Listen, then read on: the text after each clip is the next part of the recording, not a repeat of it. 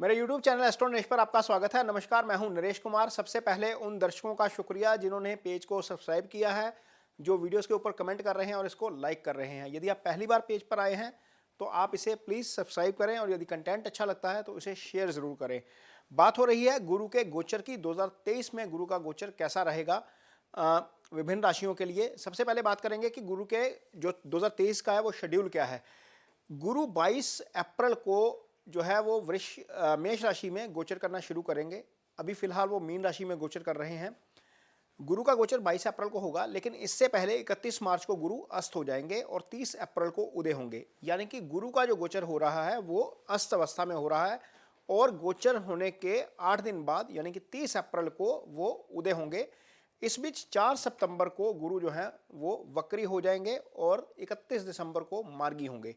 यानी कि टोटल यदि हम मिलाकर चलें तो 1 मई से लेकर मई, जून, जुलाई और अगस्त 4 महीने गुरु जो है वो राहु के साथ मेष राशि में प्रभावी तरीके से काम करेंगे। उसके बाद वक्री हो जाएंगे। उसका रिजल्ट जिनकी कुंडलियों में गुरु वक्री है उस हिसाब से देखने को मिलेगा, क्योंकि वक्री गुरु जब वक्री अवस्था में आता है, कुंडली में वक्री हो, तो उसके अनएक्सपेक्टेड रिजल्ट्स देखने को मिलते हैं।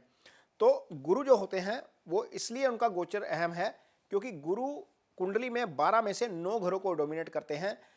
क्योंकि गुरु दूसरे और 5वें, 9वें और 11वें 4 घरों के कारक ग्रह होते हैं।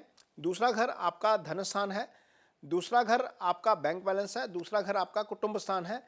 पंचम भाव संतान का भाव है, गुरु इस भाव के कारक हैं। पंचम भाव से इजी गेन्स आते हैं। पंचम भाव आपका स्टेट ऑफ माइंड है। पंचम भाव आपकी हायर स्टडी है, गुरु इस भाव के भी कारक हैं।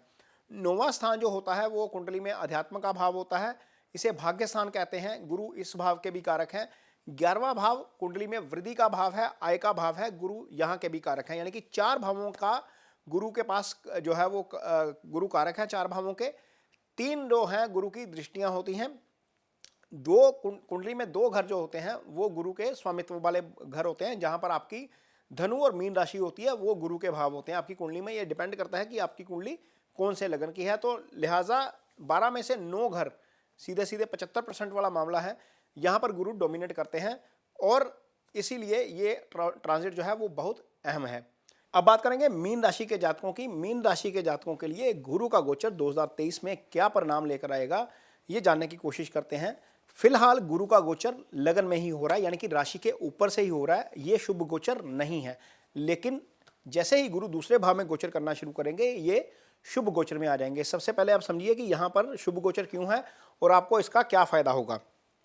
गुरु आपकी कुंडली में 2 राशियों के स्वामी बनते हैं। एक तो राशि आपकी अपनी है मीन राशि, और दूसरी राशि जो आपके कर्म स्थान के ऊपर पड़ी है वो है धनु राशि। अब यदि आपकी कुंडली में दशा ही गुरु की चल रही है या अंतरदशा गुरु की चल रही है तो आपको निश्चित तौर पर बहुत अच्छे परिणाम मिलेंगे, क्योंकि यहाँ पर गुरु का गोचर शुभ स्थिति में आ गया है और लग्नेश की दशा वैसे भी अच्छी होती है। यदि इस बीच लगन का स्वामी शुभ गोचर में आ जाए तो आपको उसके परिणाम और भी अच्छे मिलते हैं। अब गुरु दूसरे भाव में गोचर करेंगे। गुरु इस भाव के कारक हैं, ये धन स्थान है।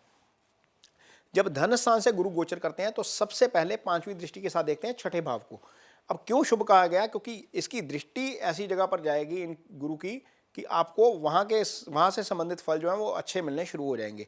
अब 6ठा भाव क्या है? 6ठा भाव रोग ऋण शत्रु का भाव है, यानी कि इस भाव से संबंधित सिग्निफिकेंस जितने भी फल मिलते हैं आप उसमें शुभता देखेंगे। यानी कि यदि आप कोई बीमारी से जूझ रहे हैं, किसी बीमारी से जूझ रहे हैं या कोई प्रॉब्लम है आपको फिजिकल, वहाँ पर आपको राहत मिलने के आसार नज़र आते हैं।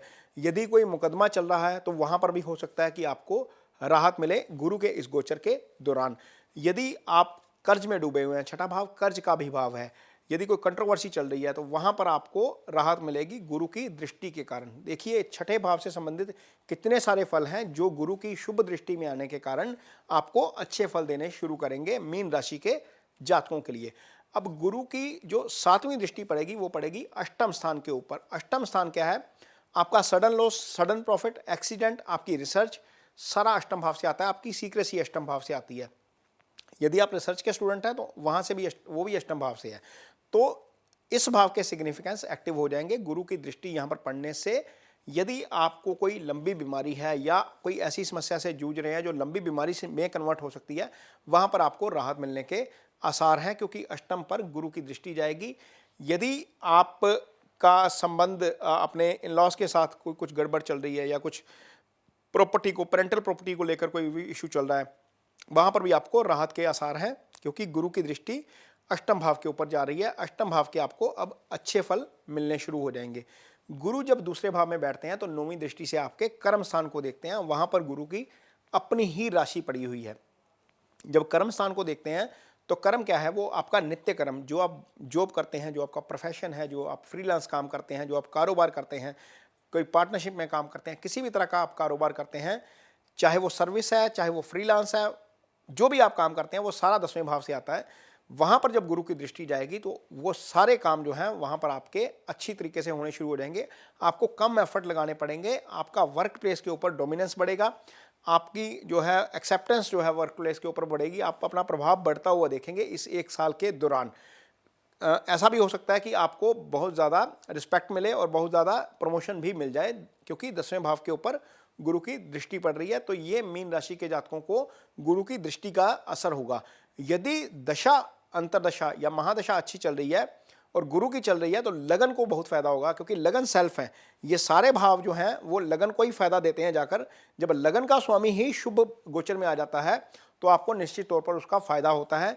आप फिजिकली और मेंटली, यानी कि शारीरिक और मानसिक दोनों रूप से आप जो है वो खुद को फिट पाएंगे। थोड़ा सा एंथुसिज्म रहेगा आप में, आप एनर्जी के साथ काम करेंगे और आप जो है वो बहुत पॉजिटिव वे में चलेंगे, क्योंकि ये गोचर जो है वो आपके लिए बहुत अच्छा है।